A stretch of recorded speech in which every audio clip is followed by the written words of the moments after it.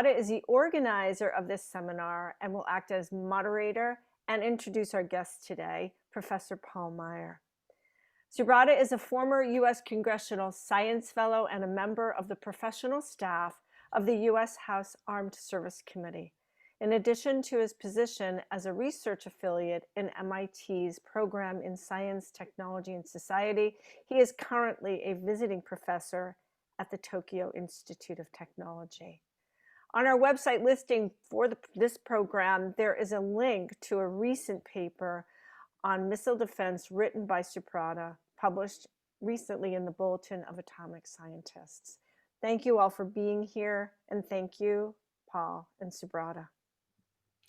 Thank you, Trish. Once again, we are now on the 7th seminar of this long seminar series. We will have 3 more to go. And this would not have been possible without the help from people like Trish Weinman, Christina English, and also we have been ably captioned by several people today. I think it's Brenda, so thank you, Brenda. And thank you, Thea Keith Lucas, who is the head of the program on Technology and Culture Forum, which is also known as the Radius, of which Trish also manages that. And she has been instrumental, along with Christina, to get me to this point. And I'm also thankful to my own program, which is the Science, Technology, and Society, which is headed by Jennifer Light, and she has been very generous in her encouragement support for this seminar series. Today, we are very lucky to have such a person as the former Canadian ambassador to the Conference on Disarmament and the United Nations in Geneva, Ambassador Paul Meyer, who is now teaching at the Simon Fraser University in British Columbia in Canada.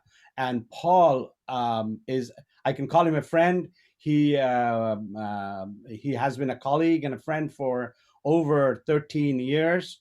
I had invited him along with Professor Götz Neunig at the University of Hamburg when we organized the conference on called South Asia at a Crossroads to look at various problems of nuclear weapons, of nuclear power, the NPT, and who was the speaker there was Paul Meyer, who had just finished up his, this was in 2007, just finished up his assignment as the Canadian ambassador to the United Nations on CD, which was discussing so many issues at the time. And Paul came to our conference, gave a talk on, would you believe, on the same topic. So this was 13 years ago, and I don't know how much has changed, probably not much. You'll hear from Paul. But he also contributed to a book, a edited volume that I edited, and I'll show it to you. This is the book that was co-edited by me and Götz Neunig, and Paul wrote the chapter on history of NPT. So it's a long association, and I'm so happy to have Paul here give us the talk on the crisis that the NPT has reached, which gets so little press. And also, I should say that Paul is the current chair of the Canadian Pugwash, the organization of scientists and diplomats that was formed in Pugwash, the small village of Pugwash in Nova Scotia in Canada. I had the privilege and luck of visiting and attending a conference that Paul and others in Canadian Pugwash organized a few years ago. So very pleasant memories from the very historical site of Pugwash in Canada. So today we will hear from Paul on the crisis of the NPT. So over to you, Paul. Well, thank you, Zubrada, for those words of introduction. I wish I could say that the intervening 13 years from writing that chapter in the book on the NPT has resolved all the challenges that critical treaty faces, but it's far from that. In any event, it's a pleasure to join you. Greetings from Vancouver, and for all those, I think, who are following this seminar on international security. There are many aspects of that overriding problem, I would say, that needs to be addressed. And clearly the global nuclear non-proliferation and disarmament regime is one of those. So let's get into the into my talk. I'm going to try to first outline some of the elements that I think are significant here with the treaty in its 50th year from its entry into force. 2020 represents the golden anniversary for this important international treaty.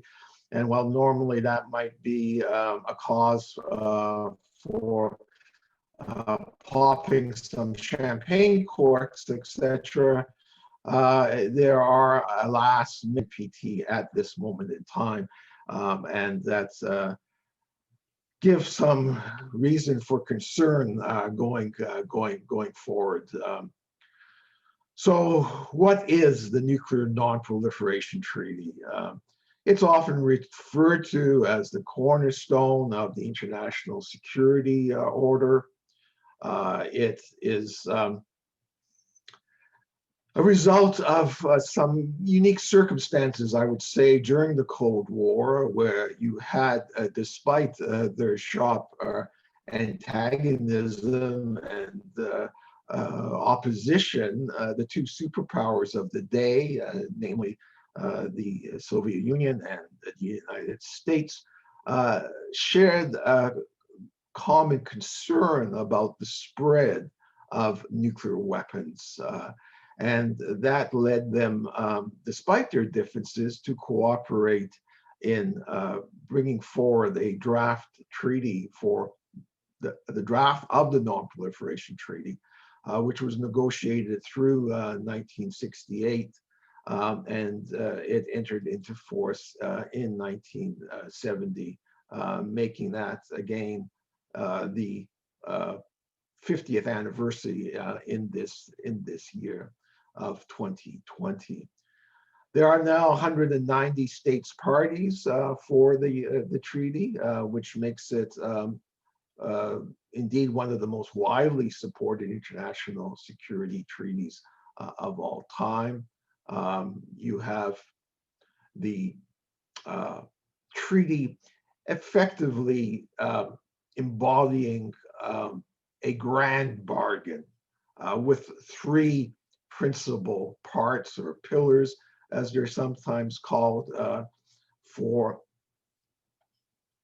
the treaty. And these are, first, that the nuclear weapon states, i.e. states possessing nuclear weapons at the time the treaty entered into force, commit to nuclear disarmament.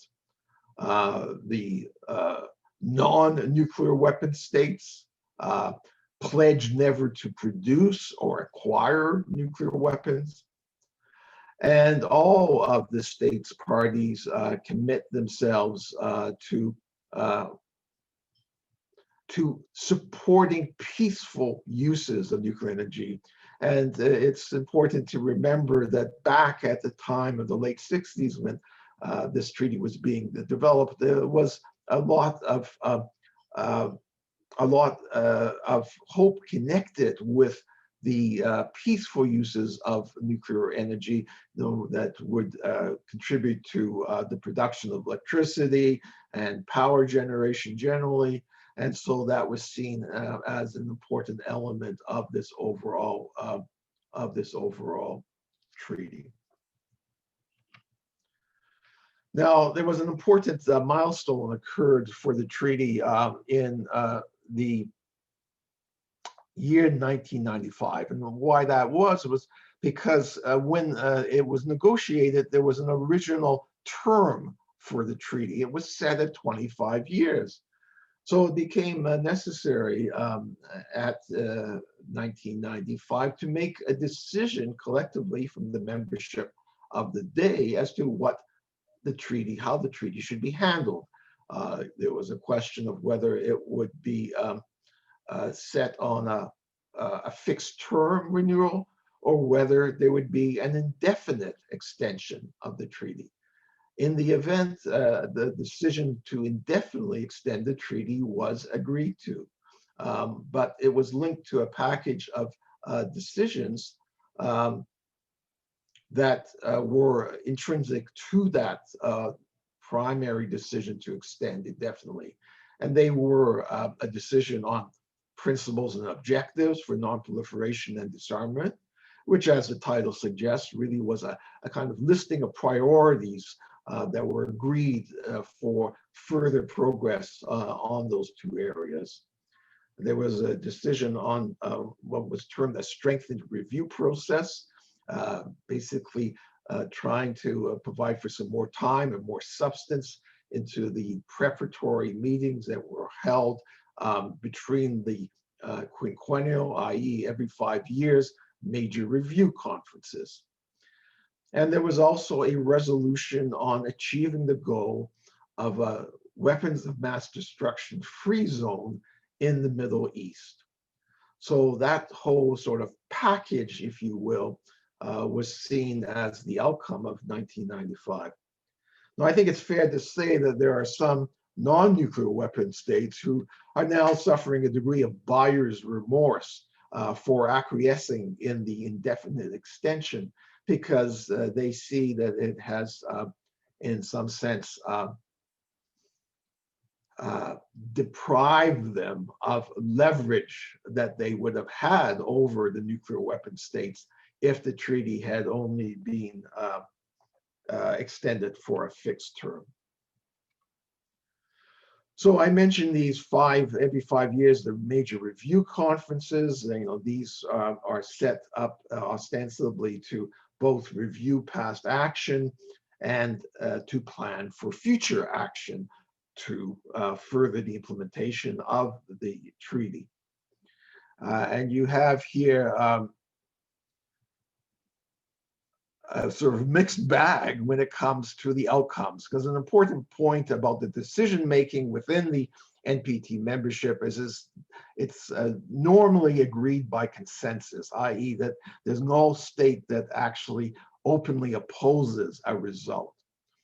Now, consensus outcomes were achieved in the review conferences of 2000 and 2010, but not in 2005 and 2015. The outcome in 2000 included 13 steps for nuclear disarmament. These were specific sort of benchmarks for how to acknowledge and monitor progress on nuclear disarmament. 2010 managed an even higher count of some 64 action items, 22 of which concerned nuclear disarmament. But if to say that it's not just quantity, but quality that really counts, we have to recognize that there continued to be a fundamental dissatisfaction with the lack of progress by the nuclear weapon states on fulfilling their disarmament obligations as set out in Article 6 of the treaty. And that article, just to remind you or to recall, includes a commitment to, quote, pursue negotiations in good faith on effective measures for the cessation of the arms race at an early date and for nuclear disarmament, comma, general and complete disarmament under effective international control. So that is the core commitment enshrined in Article 6 of the NPT relating to nuclear disarmament. But unfortunately, the 5 nuclear weapon states that are party to the NPT, and those are the United States, the United Kingdom, France, Russia, and China, they are all in lesser or greater extents engaging in modernizing their nuclear arsenals rather than eliminating them. And though there have been significant reductions over the 40 years since the end of the Cold War, there are still something like 14,000 nuclear weapons extant in the world, with the 2 largest nuclear weapon states, Russia and the United States, accounting for over 93% of that arsenal. And at the current time, unfortunately, both of those states seem to be backing away from existing nuclear arms control agreements. And there is a distinct revival of what some call a great power rivalry, but also can be seen as a nuclear arms race, which of course is contrary to the commitments under Article 6 to put a stop to such a phenomenon. The position of the US under the Trump administration has been of particular concern with its withdrawal from the Intermediate Nuclear Forces Accord, the INF Accord, its withdrawal from the Iran nuclear deal, formerly known as the Joint Comprehensive Plan of Action, which was concluded in 2015, but the Trump administration decided to unilaterally withdraw in 2018. The refusal to date to extend the New START Accord, the Strategic Arms Reduction Treaty, which is the only legally binding control over Russian and US strategic forces. I mean, you can add to that list the sort of repudiation of the Comprehensive Nuclear Test Ban Treaty, which the US signed back in 1996, but has not ratified. There's also been a repudiation by the Trump administration of the Arms Trade Treaty, a more recent Arms Control Accord. The Trump administration has decided to withdraw from the Open Skies Treaty, a broader multilateral treaty providing for cooperative area surveillance over all the European countries, plus Canada and the United States.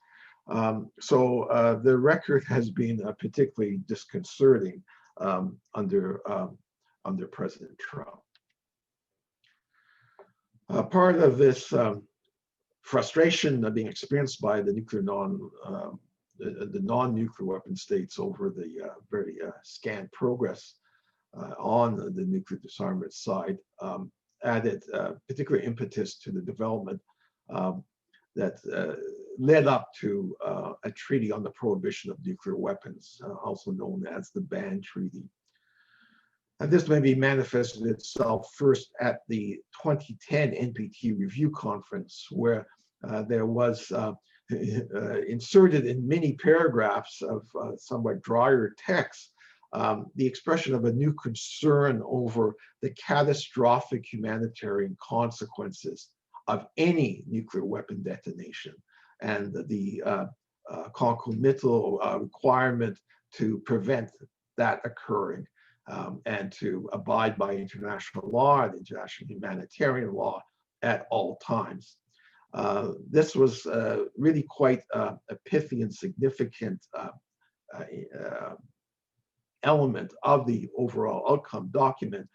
And it's not perhaps well known that really one of the drivers here was the International Red Cross, Red Crescent movement.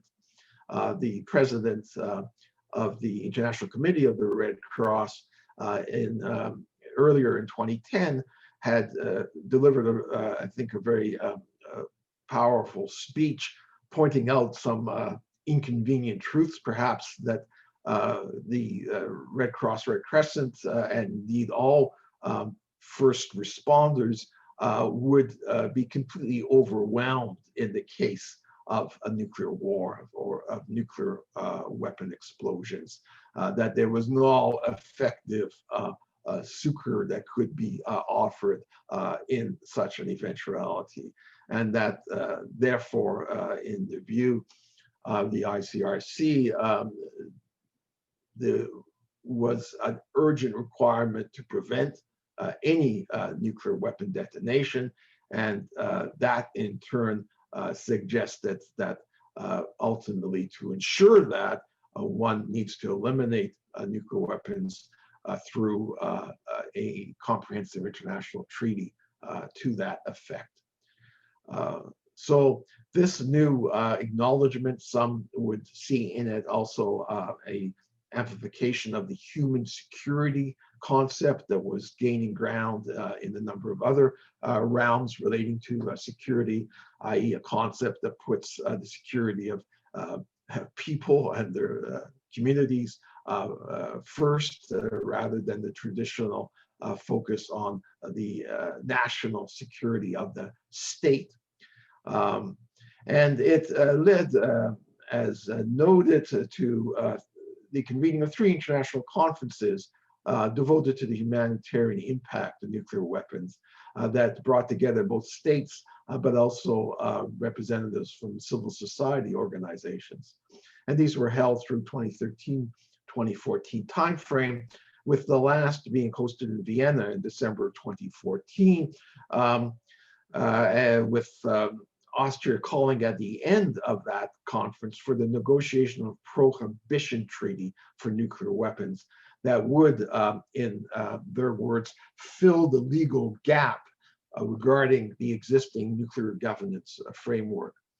And just to explain what was behind this sense of a legal gap is that nuclear weapons have long been viewed as weapons of mass destruction, given their absolutely devastating power, and alongside chemical weapons and biological weapons comprised that designation of weapons of mass destruction. Yet both biological and chemical weapons had been subject to a comprehensive prohibition treaties in the Biological Weapons Convention and the Chemical Weapons Convention, respectively. Yet, though the NPT addressed nuclear weapons, it wasn't a prohibition treaty on their possession or even their use. And hence, it was felt by many that was a gap in terms of international law's treatment of weapons of mass destruction. And it was necessary to bridge that gap through a prohibition treaty. Anyway, long story short, this humanitarian initiative, as it began to be called, gained momentum, leading to a UN General Assembly resolution in 2016 mandating the negotiation of a ban treaty. And that process got underway in 2017. It was boycotted by not only the nuclear weapon states, and I should point out that though 5 of those that I mentioned, the US, Russia, UK, France, and China, are state parties to the NPT, there are 4 states known or suspected to possess nuclear weapons that remain outside of the NPT, namely Pakistan, India, North Korea, and Israel. So this treaty was designed to be universal in the sense that it was addressed to all states possessing nuclear weapons, whether or not they were states parties to the NPT. Of course, as mentioned earlier, those that were parties to the NPT were subject to this legal commitment towards nuclear disarmament. So not only did those 9 states not participate, but also the allies, particularly of the United States, that were sheltering under the so-called nuclear umbrella of the U.S. Deterrence policy, also followed suit, with the sole exception of the Netherlands. The Dutch have a very feisty parliament, and they basically ordered the reluctant government to show up and participate in these negotiations. And they went at quite a rapid pace, and the resulting treaty was adopted on July 7th of 2017, with a vote of 122 states supporting adoption of the treaty, one state, the Netherlands, opposing it, and there was one abstention from Singapore. So a key element here has been, with the advent of this new treaty on the overall scene, what is the relationship between the ban treaty and the NPT? Are they complementary or conflictual?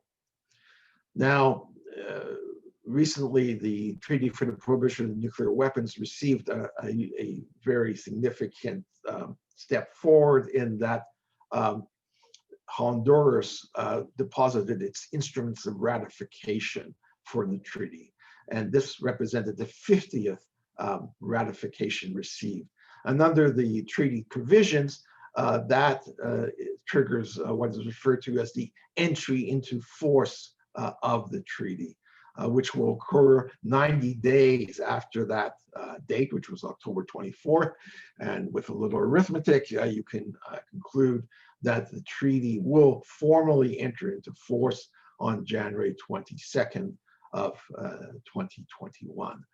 And when I say enter into force, that means it becomes fully legally binding on the states that are party to it. Now, supporters of the TPNW present it as completely compatible with the NPT, and that it represents one way to fulfill the Article 6 NPT obligation for nuclear disarmament. To recall, the Article 6 stipulates a goal, the objective of nuclear disarmament. It does not prescribe any particular route to achieve that objective. And so the Treaty for the Prohibition of Nuclear Weapons is presented as one route that states parties to the NPT can achieve or fulfill their Article 6 obligations. Now, the nuclear weapon states and their allies have rejected to date the treaty, arguing that it somehow undermines the NPT. I think the more fundamental reason for the objection is that the treaty specifically is incompatible with policies of nuclear deterrence, as it bans or prohibits not just the use of nuclear weapons, but the threat of use of nuclear weapons. And nuclear deterrence, at its essence, does threaten the use of nuclear weapons under certain circumstances. Now, the US was prominent in its opposition to this initiative of the ban treaty, and it sort of responded by launching its own initiative called Creating the Environment for Nuclear Disarmament. And that argues that the international security environment must first be changed in order for disarmament to progress. Now, of course, Article 6 makes no reference to the need for the international security environment to be transformed. And critics of this will point out that at times of continued and indeed worst tension and conflict in the international security environment, i.e. during the Cold War and the massive armed confrontation and ideological confrontation between the East and West, there was still sober enough recognition of mutual security interests to allow for the negotiation of some of the most significant arms control agreements of all time. But these two contending outlooks of the ban treaty and the creating the environment for nuclear disarmament initiative are bound to manifest themselves at the review conference.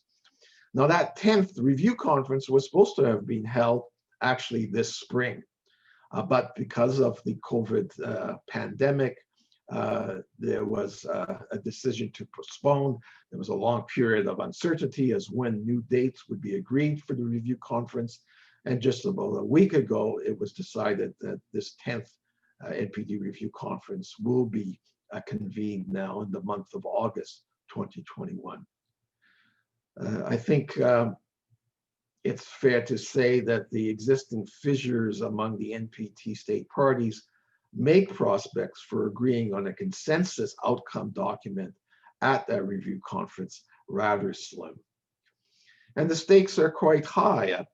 As one veteran observer has expressed his concerns, and I'll quote him here, for a treaty that is dependent on basic unity among its parties to address current and future challenges and react to serious deviations of compliance, this divisiveness of member state policies is destructive and could result in the complete devastation of this important treaty.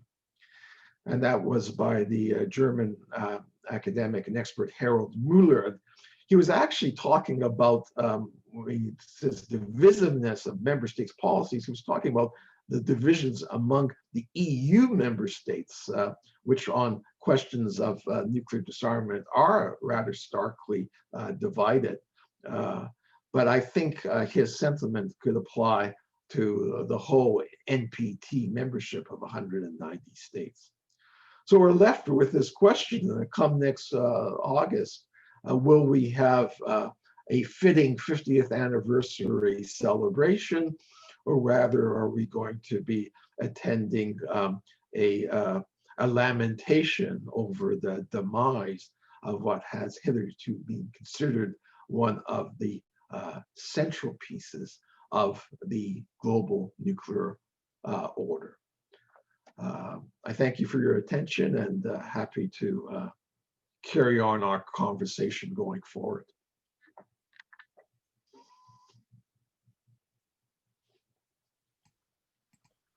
Paul, thank you so much for such a precise and informative review of the situation with the NPT. It really filled many gaps I had in my own understanding, especially your illustration of the problems with the between the TPNW and the perceived problems, particularly by the nuclear weapon state, about undermining NPT, which is somewhat laughable, coming from the NWS, the nuclear weapon states that have been systematically undermining the NPT.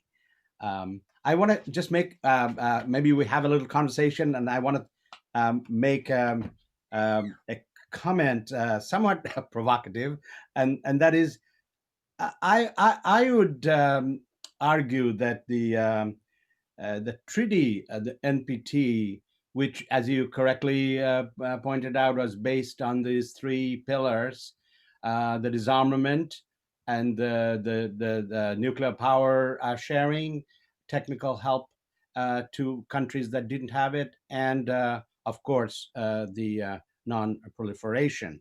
I would say that the disarmament part was doomed from the very beginning, and that it did not appear in the title of the treaty. It is a non-proliferation treaty primarily, and has been very successful.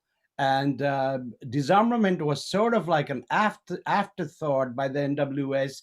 That was one of the bones that was thrown to the nuclear have-nots at the time. And they have a successful non-proliferation treaty, very little violation other than North Korea, and maybe there were some by Iran. So I think we have reached a point where we realize that the NWS was not really serious about disarmament from the very beginning. Well, that's my comment first. Yeah. Well, of course, it's hard to know the intent of all. I think it's probably fair to say that the nuclear weapon states were reticent about making any commitments on disarmament comparable to the commitments being made on non-proliferation. And that discrepancy is quite evident in the provisions of the treaty, and also I would flag on its implementation. I mean, there's this very important agency, the International Atomic Energy Agency, that's been empowered through a series of legally binding safeguard agreements to monitor and verify compliance with the non-proliferation elements of the treaty. But there's no comparable implementing organization to monitor compliance with the disarmament provisions of the treaty. And so that is a gross imbalance.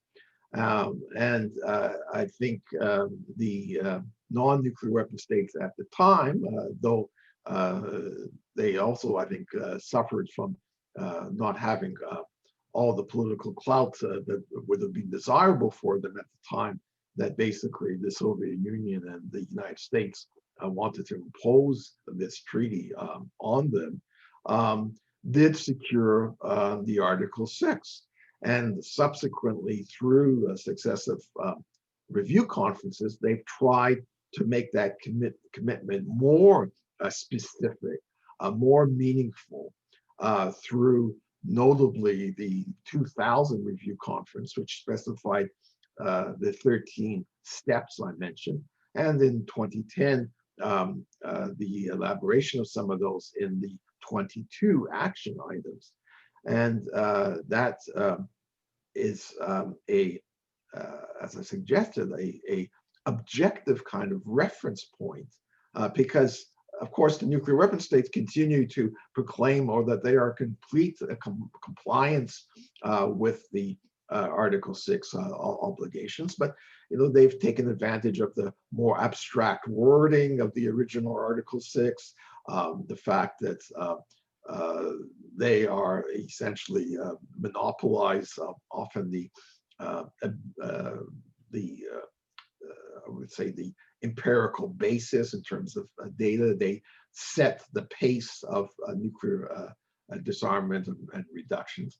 And it also has been noted that not one nuclear weapon has been actually eliminated through the process set up of the NPT, which specifically was for a multilateral process among those 5 nuclear weapon states, plus a commitment to universalize the treaty, meaning that it was seen as necessary that nuclear armed states outside the treaty would eventually be brought in. So there's a lot that the nuclear weapon states have to answer for there.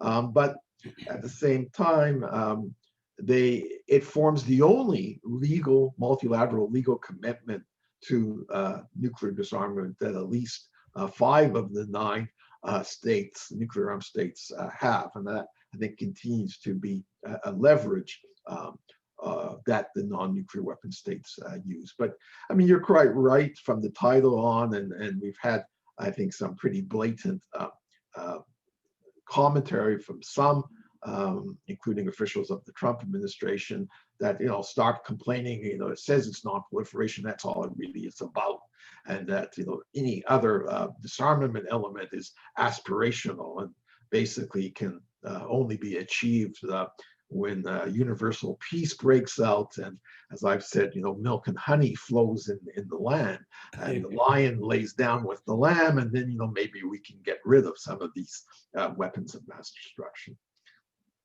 Yeah, absolutely right. I think you're referring to some comments that I during the negotiation of the TPNW that the disarmament Article 6 of the NPT was not binding.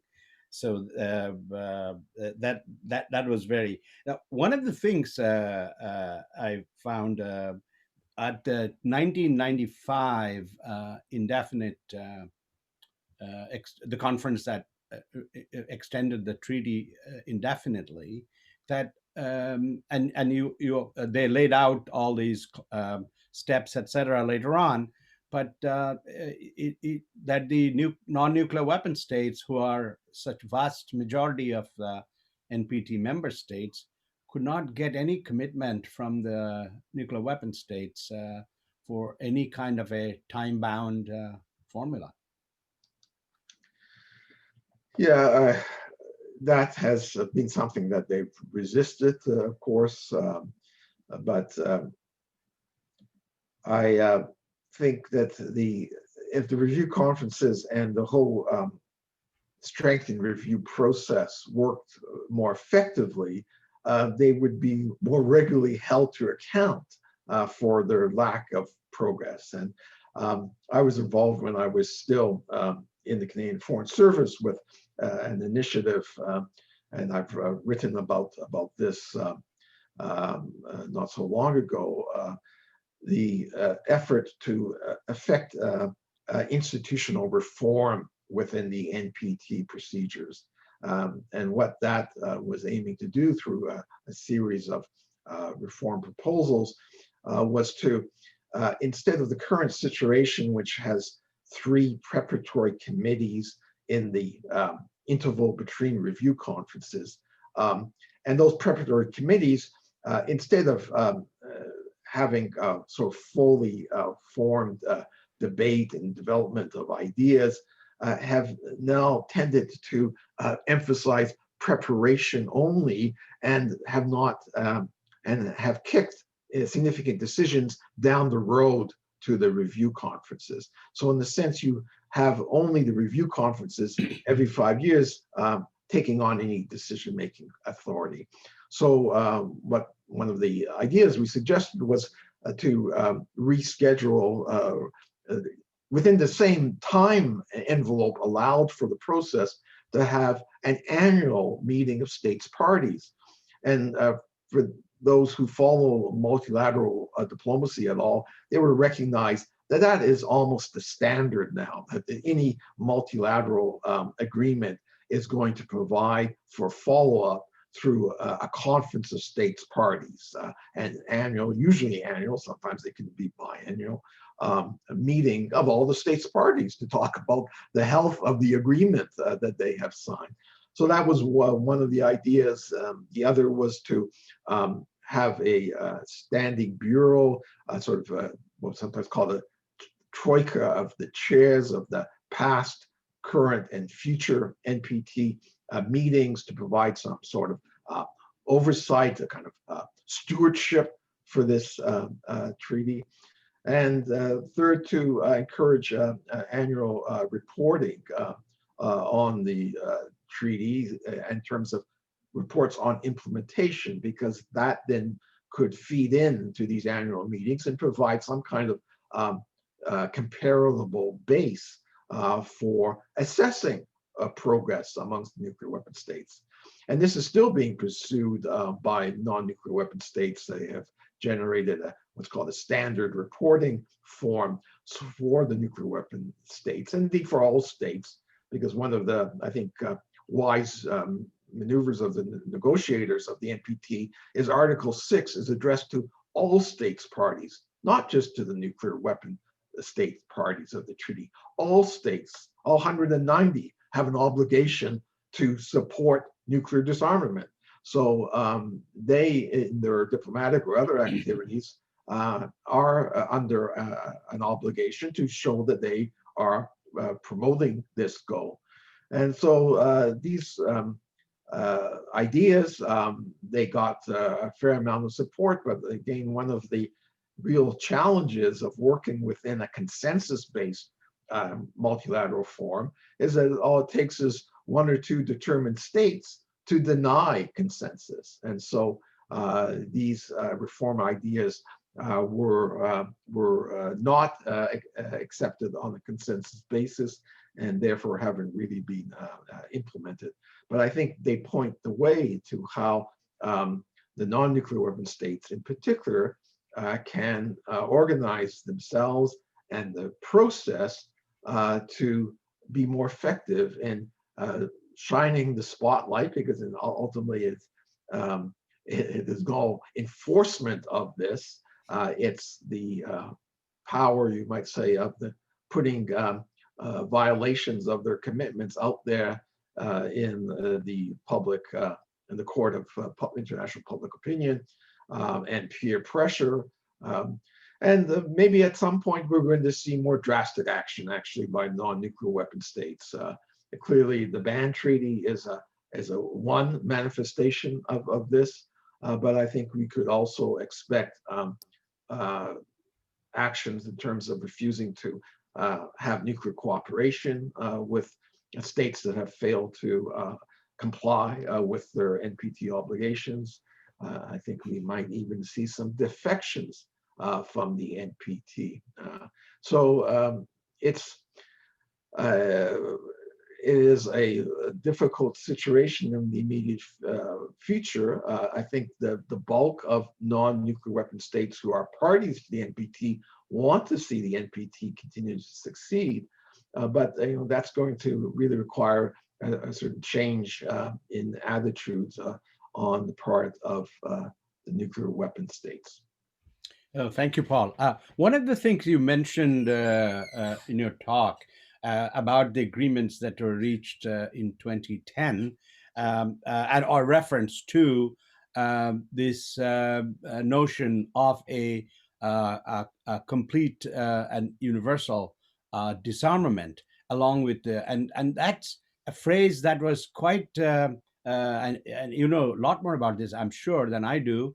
In the 50s and 60s at the United Nations, on every speech on disarmament, etc., would contain that clause. It has completely disappeared until you mentioned it today. So can you elaborate on that concept and what it means to NPT and nuclear disarmament in general?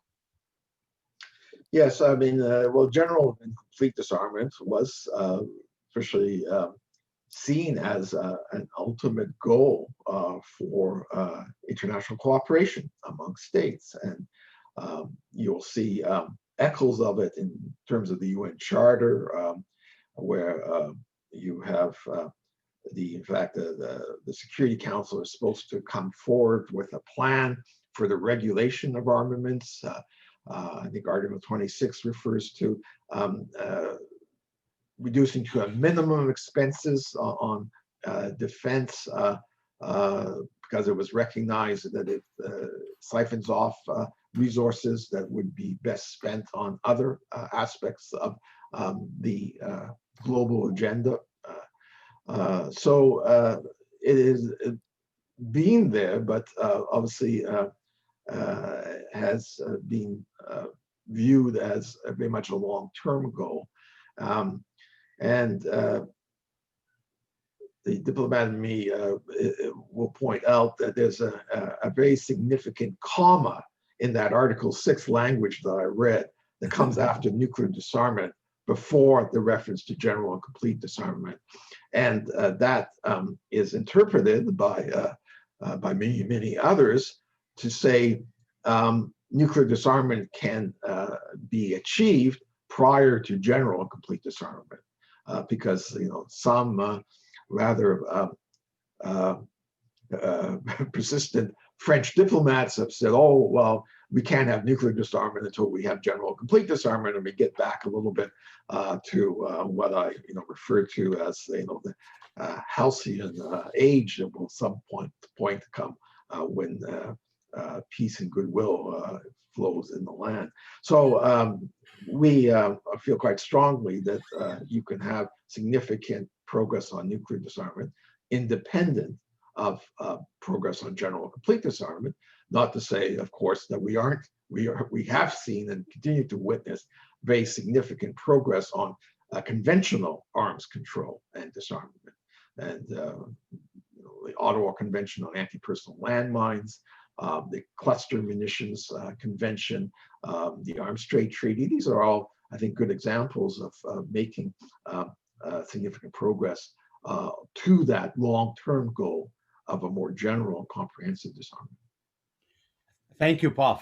That was great. I'll ask one more question and then I'll shut up. And we have a number of questions waiting for you. This question is very important in the sense that this is one of the what I think would be the breaking point of the NPT is this resolution on the 2005 and then repeated in 2010 on the creation of a nuclear weapons-free zone in the Middle East.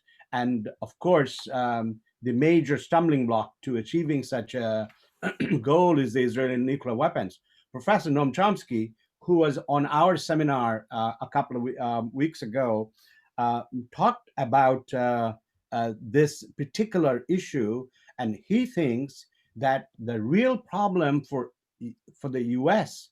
to help make any progress on this is that it knows Israel is in violation, the US that is, knows that Israel is in direct violation of US domestic law, specifically the NNPA, the Nuclear Non-Proliferation Act of 1978, and the Atomic Energy Act of, I believe, 1954, the Section 123, under which Israel and the United States have the 123 agreement.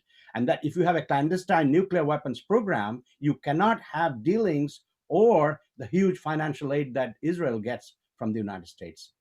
If you could care to make any comment on Noam's observation and your own thoughts about the NWFZ in the Middle East being a breaking point. Yes, well, we have to recognize that the Middle East, unfortunately, has remained a region of chronic conflict, and some of the most significant, you might say, violations of the NPT by states that were party to the treaty occurred from those areas. I'm thinking of Iraq and Syria in particular. We've also had a long drawn out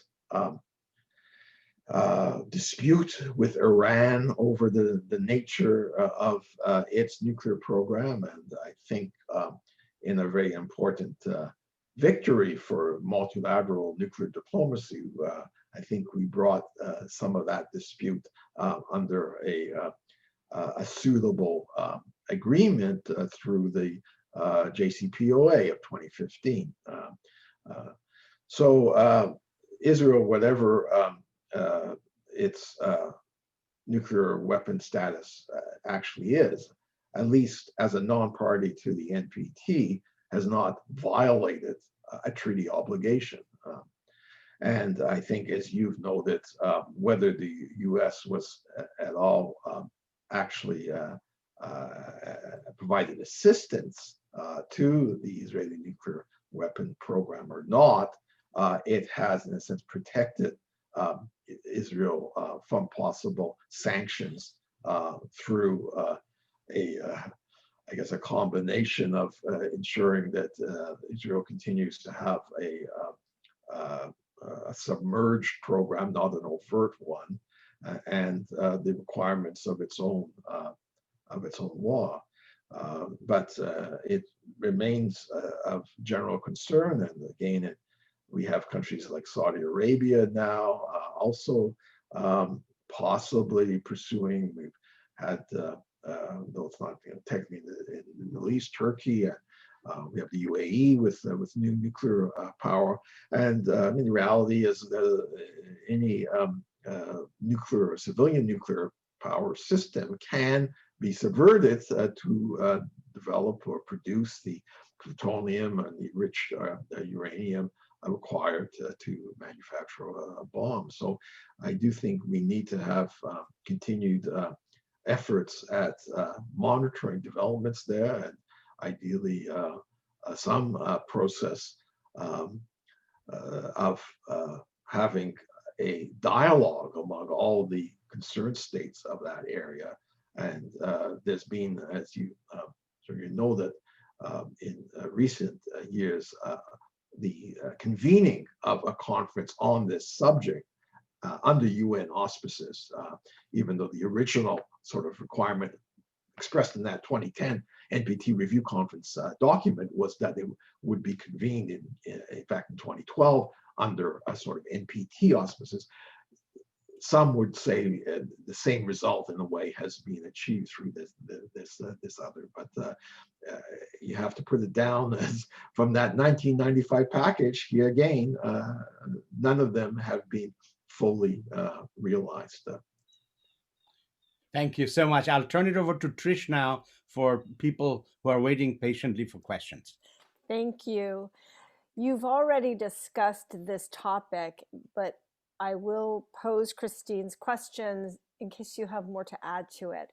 So Christine asks, do you think the exclusive nature of the NPT giving nuclear green light to the United Nations Security Committee members in itself is a discrepancy that stands in the way of nuclear disarmament? The states allowed by the NPT to have nuclear weapons have 99% of the weapons on the planet. The NPT at best addresses the 1%. Thank you. Well, I think there is that discriminatory nature that's inherent to the NPT between these two categories of states, the non-nuclear weapon states and the 5 nuclear weapon states.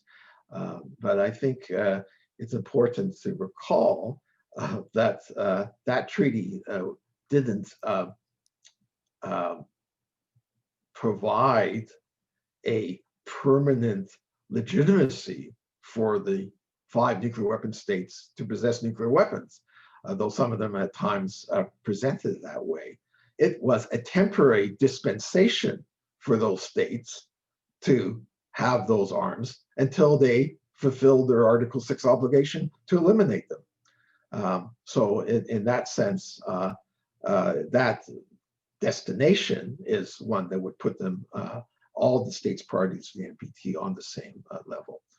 But there were, and you may know that this discriminatory nature of the NPT was cited most prominently by India as the reason for not joining, because it, though, wanted to retain that option, and indeed realized it in 1974 and then ultimately overtly in 1998, of having a nuclear arsenal of its own.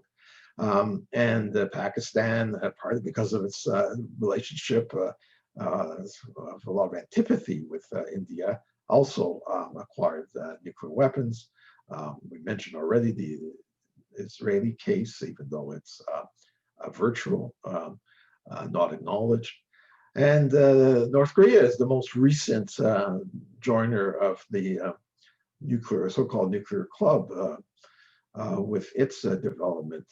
And I think the North Korean case brings up this fundamental, you might say, problem there for the whole NPT regime, which is that if some countries possess nuclear weapons, there will always be others that will wish to possess them too. And you can't, in any sort of ultimate logic, argue that it's okay for you to possess nuclear weapons, but it would be bad for another country to possess it. And that sort of enters into a hypocrisy that, again, detracts from the credibility of any undertaking. So clearly, over the long term, either we live in a world with nuclear weapons, and as I think it was President Kennedy at one point saying, you know, we either eliminate those weapons or they will eliminate us. And I think that risk is still very much with us. A follow-up very quickly from Christine is also, you talked briefly about Iran. I also think that whether Iran has violated the NPT or not is still a subject for debate. And she offers an article on the legality of such arguments in an Oxford University Press scholarship publication, which I haven't been able to open right now. I don't know if you're familiar with that.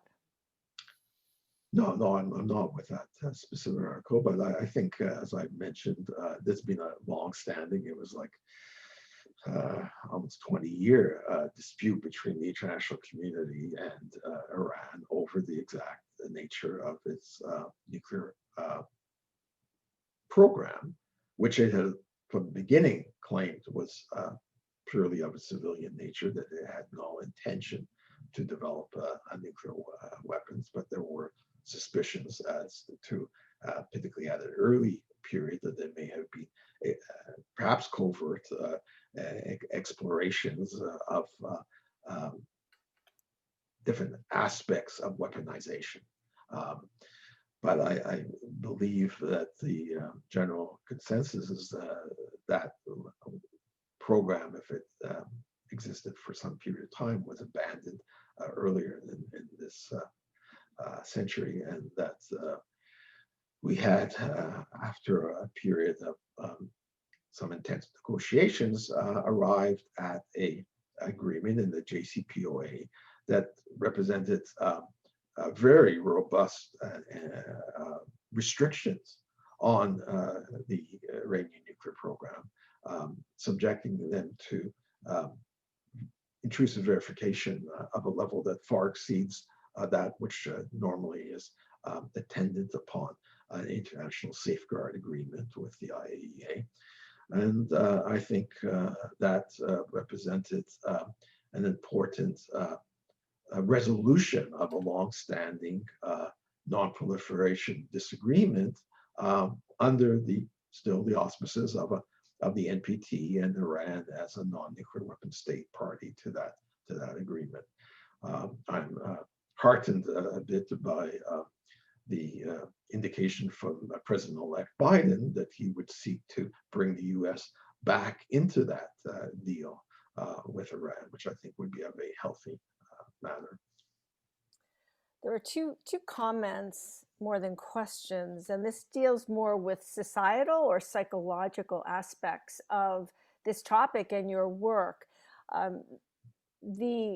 First of all, the basic insanity of nuclear weapons, and also the corrupt system. Andrew asked, perhaps the nuclear weapons of major nuclear powers don't even work. The system is so corrupt that no one even really knows. So do you have any comments about that? When you think about these issues, the kinds of personalities that drive this basically insane system? Well, I think we have to be cognizant of what President Eisenhower warned over 50 years ago, which was that there is a military-industrial complex that has excessive influence on American policy. And I think the nuclear weapon complex and those industries that are connected to it, not to mention the congressional sort of supporters who also derive benefit through political contributions, etc., that represents an inherent lobby group for maintaining these arsenals, whether they work or not. And of course, no one wants to test that out in real life. And there was a good piece recently by actually a associate member in the Canadian Pugwash group, Matt Korda, in the Bulletin of Atomic Scientists, where he also points out, and I think we shouldn't overlook this, that this gets into not just the macroeconomic supporters of the big defense industries, but also at a micro level in the often remote communities where elements of the U.S. ICBM force, for instance, are located in Montana and North Dakota. And so small communities have become dependent on the monies associated with those presence, and their congressional representatives therefore are highly defensive about them. And so ultimately there needs also to be some strategy to how to break this sort of dependency on these arsenals, which represent existential threats. I mean, they're not top of the line technology in some way, and we have to be conscious of the basic track record of human and/or technical error. There's a superb book published a few years ago by Eric Schlosser called Command and Control, where he just looks at a variety of nuclear weapon related accidents with the US military on the basis of declassified material from some years back. And I think we have to extrapolate at least that many incidents in the Soviet Union and Russia, let alone places like China. And I mean, that just seems, as someone commented, we are kind of relying on dumb luck, to get us through these years without actually having a major nuclear weapon detonation occur. So those are some reactions to that comment. Thank you. And Peter's question is following up on this, actually, that my sense is that public leaders, especially those depending on being reelected, cannot resist the fear of global nuclear disarmament and the pressure of the nuclear defense military industrial complex, as you mentioned. Unless there's overwhelming public support for global nuclear disarmament, how can we bring about this massive public support to bring about those changes? Well, as you can imagine, that's a central question that many in the peace and disarmament community ask themselves on a regular basis. And I recall that, and this I hope is not the only prescription for galvanizing public interest on this question, but it was during the time of the so-called dual track, the decision regarding the deployment in Europe of cruise missiles and intermediate nuclear missiles called the Pershing II, in response to what the then Soviet Union had deployed in also a form of missile, complete, overkill, and by any stretch of the imagination, but also extremely destabilizing, because instead of the sort of 30-minute warning time that Moscow would have of an ICBM attack from the continental US, a Pershing II could hit the Kremlin in something like 7 to 8 minutes, with only 7 to 8 minute warning, sort of like an impossibly short timeline. And there was a palpable concern that this kind of spike in the arms race in the deployment of these destabilizing missiles could bring upon us all the nuclear apocalypse. And that fear factor, dare I say, was a very powerful impetus into a real upsurge of popular protest about the nuclear sword of Damocles being brought closer to our heads. And some of you will recall the massive marches, million plus individuals out in the streets in New York, in particular, to protest against the nuclear arms race. And it may need something akin to mobilize popular opinion. Once more, I hardly hope it doesn't require actual an experience of nuclear weapon detonation, nuclear weapon explosion. The 70 years after Hiroshima and Nagasaki. But unfortunately, sometimes it seems the human condition only gets really motivated in the aftermath of some terrible accident or event. Richard's asking, can you compare advantages and disadvantages for the call by the Group of 78 and others for disarmament convention and not the NPT? Well, I don't think that they are mutually exclusive. As I mentioned earlier, I know the NPT sets the goal of nuclear disarmament. It doesn't prescribe a particular means of achieving it. And so for a long time, there's been the notion of what has been referred to as a nuclear weapons convention. and that was premised on eventually those states possessing nuclear weapons, but probably also the non-nuclear weapon states, sitting down and working out a comprehensive convention for the elimination of these weapons, akin to what they were able to achieve with the Biological Weapons Convention in the early 1970s and with the Chemical Weapons Convention in the early 1990s. So that remains another option for realizing the NPT's obligations for nuclear disarmament, in the same way that the Treaty on Prohibition of Nuclear Weapons is also an alternative way of moving on this commitment. I think it remains to be seen, which in the end will be most effective. I think it's fair to say that the supporters of the ban treaty are in for a long game. They recognize that they're not going to, in the short time, get a nuclear weapon state to voluntarily eliminate its nuclear weapons. But they feel that through the stigmatization of nuclear weapons, as it was noted,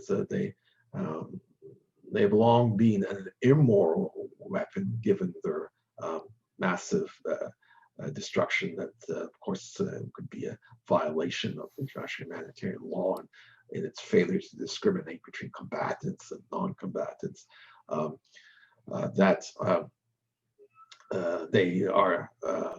They need to be seen as illegal weapons as well. And of course, for those parties to the Treaty on the Prohibition of Nuclear Weapons, as of January 20th, they will be illegal for all those countries.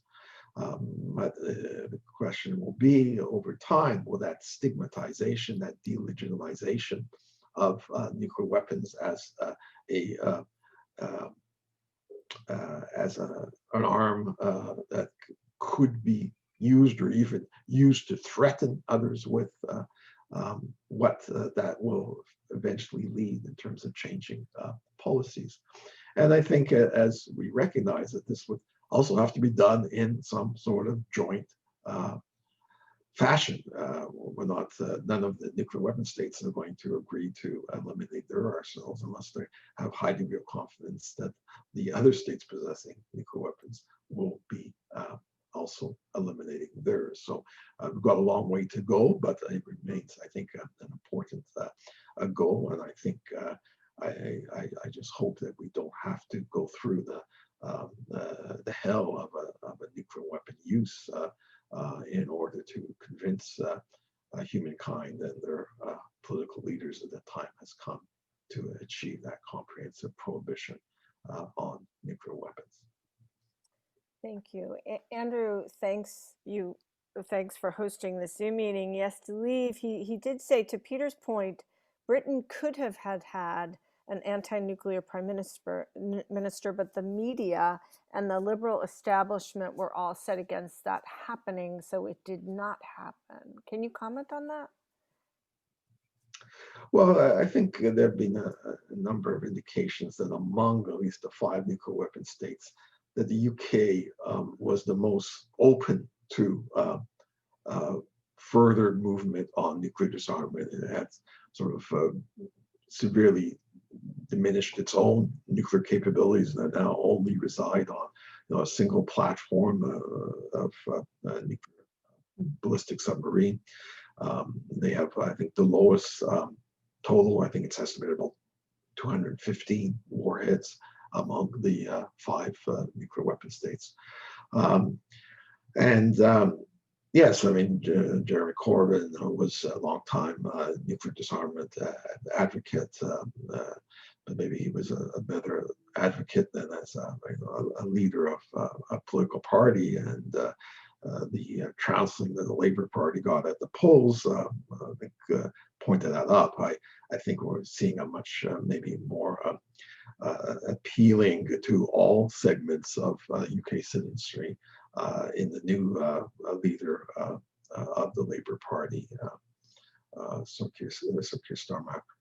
And so we'll have to see. I do think, though, that UK represents a possible leader among the five in trying to show some significant progress, and ideally maybe beginning to reverse some of these very disconcerting modernization programs. I didn't go into the detail, but just look at the economic costs, the opportunity costs, as the economists would say.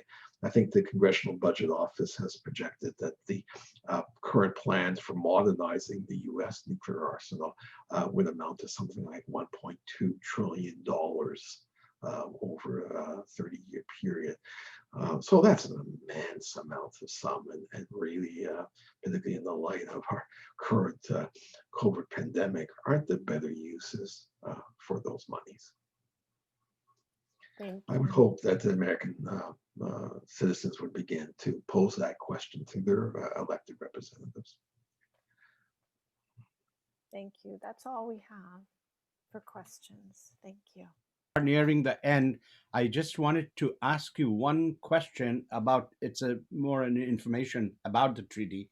Are amendments possible to NPT, and what's the mechanism? Because I think that the non-nuclear weapon states have so little leverage in enforcing anything under the NPT, short of some strengthened processes about controlling or checking compliance. Now Paul, by the way, has been a leader, Canadian leader, NPT delegations for several NPT conferences. So it's a very authoritative source to look for an answer like this, question on this. Thank you. Yeah, no, you're quite right, Zubrada. There's provisions for amendment to the treaty, but they would only be binding on the states parties that agree to them. And I think we can be sure that if the nuclear weapon states weren't pleased with the nature of any amendment offered, they would simply refuse to accept it. And again, it wouldn't, in a sense, advance things. That's why, effectively, the supporters of the ban treaty decided to follow a route that, while complementary to the NPT, is not dependent on the nuclear weapon states agreeing with it. And that was an important element. I would also point out that the negotiation was held under decision-making rules that allowed for a vote on the outcome rather than having it a pure consensus. And the wisdom of that route was, in a sense, manifested by the fact that the Netherlands, which did participate in the negotiations, was the sole country to vote against the adoption of the treaty. And if the negotiation had been held with consensus decision-making exclusively, that would have prevented the treaty from going forward. So it's a reminder, too, that the states have to look after their own interests in this regard. And I think it was prudent of the states keen to see the ban treaty come into place that they recognized that they would have to have rules of procedure that allow for a majority voting for the adoption. Thank you very much. It looks like we have one more question. So Trish, why don't we take that? And after that, we'll end. Thank you. It's not a question. It's a very gracious thank you from Christine to both you, Paul, and you, Zubrada, for your insights and for taking the time to do this and for answering the questions. So, from all of us, thank you very much. Yes, thanks to Paul for this. It's just wonderful to get such an authoritative view of what's happening, and Canada's view is very important in this disarmament arena. Of course, that changes from government to government, but regardless, Canada has played a very important role in this process, and Paul has been in the middle of it for a long time. So from my behalf and others at MIT, I want to thank you, Paul, once again for doing this, and we had a wonderful session. So Trish, if you want to say anything, or Paul, you want to close out with something, that'll be great. Well, thanks to Zubrada, Patricia. I think this topic, as you noted at the beginning, merits closer public attention and scrutiny. I would on a maybe more optimistic note, say that look forward to maybe changes in U.S. policy that the Biden administration will bring to these areas. He previously has championed the notion of a sole function of the U.S. nuclear arsenal, that is to deter a nuclear attack by others. And that's, you might say in different words, amounts to an all first use commitment. And that would be a positive policy if all the nuclear weapon states adopted that stance going forward. I already noted his opening to re-enter the Iran nuclear deal. He's also talked about trying to get the CTBT finally ratified by the U.S. And maybe I'm showing a professional bias, but I really liked his comment that hitherto he will make diplomacy the primary tool of U.S. foreign policy. So look forward to some of those developments. But thank you all, and have a good day. Thank you very much. Thank you, Bye for everyone. now. Bye-bye. Bye-bye. Bye-bye.